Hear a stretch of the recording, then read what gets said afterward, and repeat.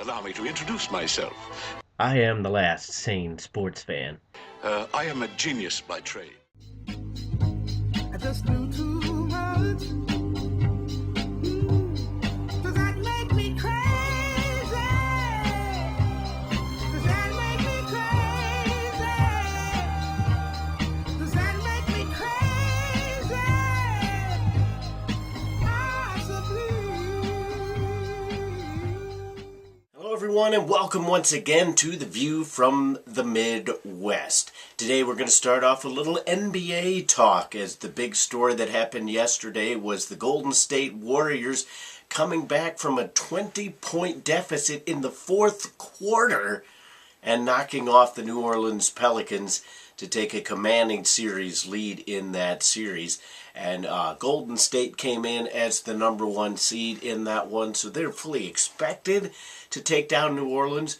But when New Orleans was crushing the Golden State Warriors the entire game, you fully expected that New Orleans was going to be able to pull out a game. It was on their home court.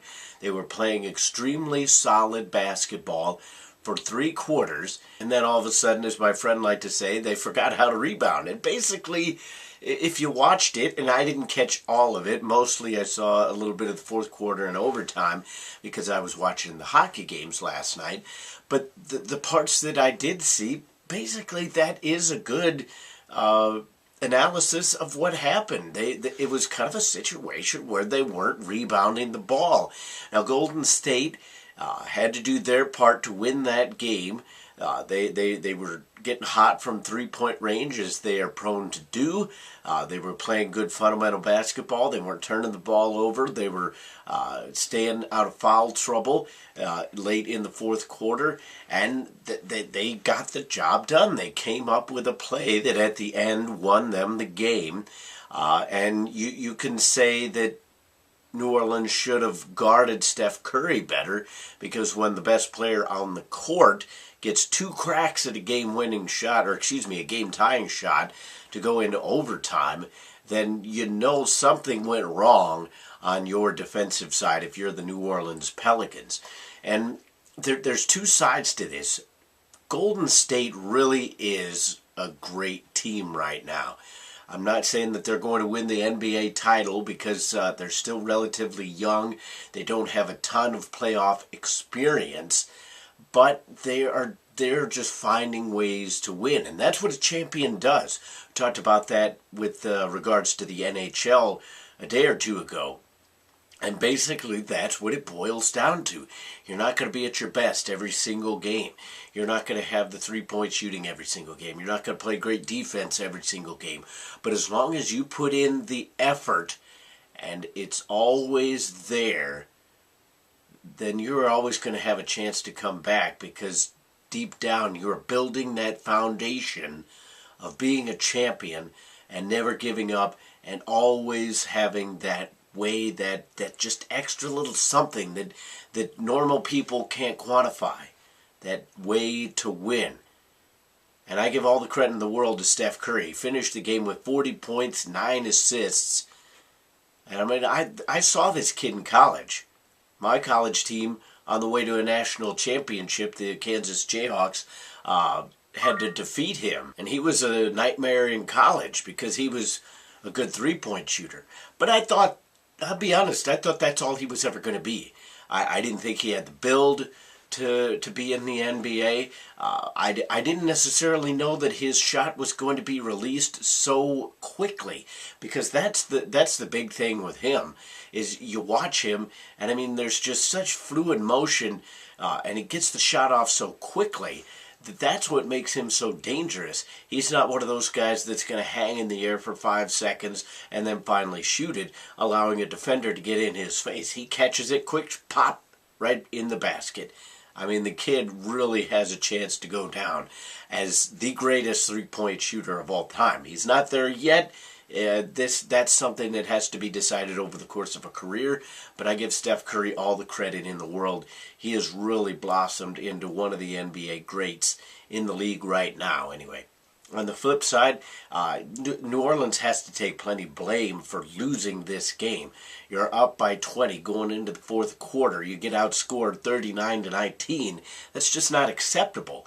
Now, this team is the 8 seed, but as I said in my little NBA preview, I think they're better than an 8 seed. You put them in the East, and I think they would win a series. Not necessarily if they were the 8 seed over there, but just in general, if you put them in the East, I think they'd have a chance to advance. The problem, I think, with New Orleans is they're led by Anthony Davis. He's another one that I didn't give enough credit. He's really going to be a solid NBA player, if not one of the top 10 NBA players in the league every single year. I don't think he's there right now, but he's on his way.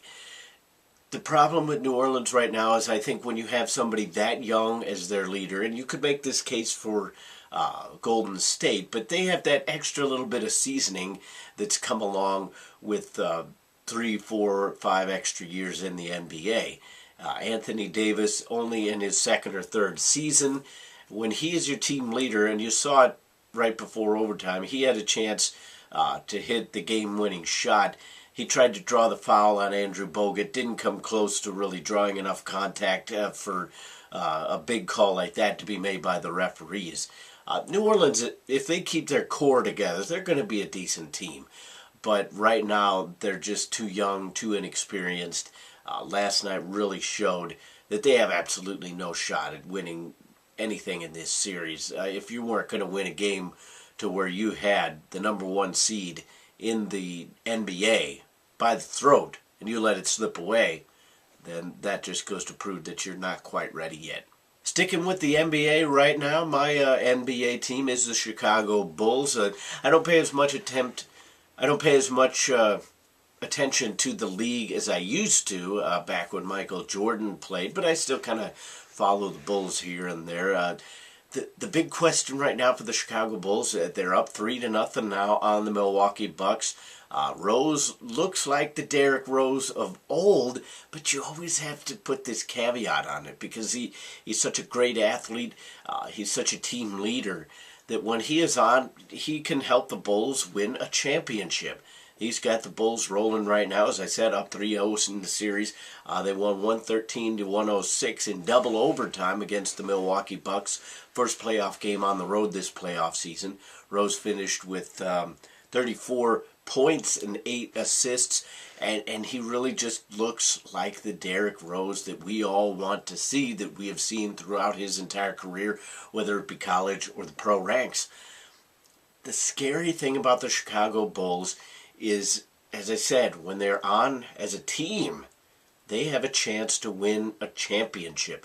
But you can't tell how that team is going to be because there's always this dark little kind of cloud just hovering over here. It's not quite over your head, but you know it's over there. It's over in your peripheral vision of the injury bug that just doesn't seem to want to quit biting the Chicago Bulls. They lost Nikola Mirotic. He's out with an injury. Not quite sure when he's going to be back.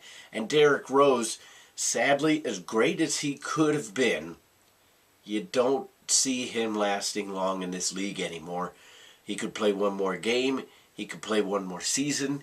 He could play 10 more seasons for all we know. We don't know how his body is going to hold up because of his injuries, because once the knees start to go, he's already had 3 now to where his knees have just given out. That doesn't bode well for a long NBA career. So the window is extremely small right now for this Chicago Bulls team. They're a good team without Derrick Rose, but they're not going to take that final step without him on the court. So if he stays healthy, which is a big if right now, Chicago can do well.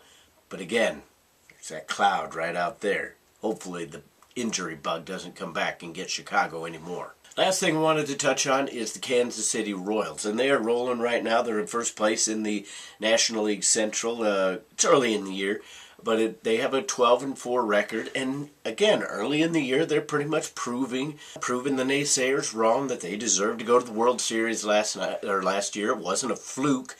They are a championship caliber team. But you can't keep taking this us against the world mentality as far as they are, because they're so talented right now, but they keep taking this mentality that, oh, we got to prove it, we got to do this, we got to do that. They've already had a couple bench clearing brawls this season. They've had a pitcher suspended twice now. Well, I'm assuming he'll be suspended. Ventura was suspended for one time throwing at one of the Oakland Athletics. Now he'll probably be suspended for his involvement in the bench clearing brawl last night against the Chicago White Sox. I understand. You develop rivalries. You want to stick up for your teams. There's a certain code in baseball that involves helping out teammates when they've done certain things, when they've had certain things done to you.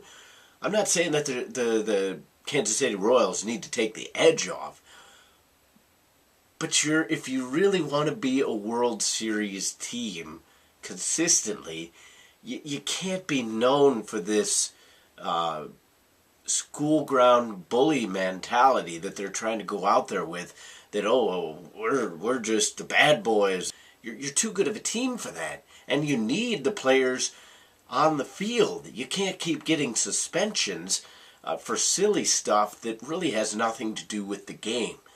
Go out there, win the games in the way that you have, prove to the rest of the league that speed can win you games as much as power, as much as power pitching. Just do it the way that you did last year. Knock out all this silly stuff. The Kansas City Royals right now are too good of a team to only right now be known for their extracurricular activities going on during the games. Stop throwing at people. Stop getting into bench clearing brawls. Play the game of baseball. And again, prove that you deserve to go to another World Series, because they have the talent. But if the talent is sitting in the clubhouse watching the game on a TV, it's not going to do you much good in the end. That'll wrap up today's View from the Midwest. As always, comment, rate, and subscribe. If you're watching on Facebook, share it around with your friends. If you're watching on YouTube, give us a thumbs up. We'd like to know that you enjoy the shows, and I'll keep them rolling on for you. Until the next time, I will join you then.